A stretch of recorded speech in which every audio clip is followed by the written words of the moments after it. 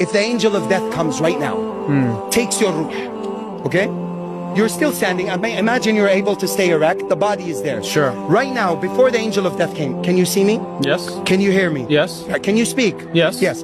Now the angel of death comes, takes your ruh. Same body is there. Eyes are still there. Can you see me? No. Can you hear me? No. No. The ruh is different. I'm talking the body. Yes, You the body, cannot. yeah. Can you speak? No. Tongue is there, but you can't La. speak. So the ala is there. But the ni'am, we're gone. What left you? What did he take? The ruh. The ruh. What is the ruh? The soul.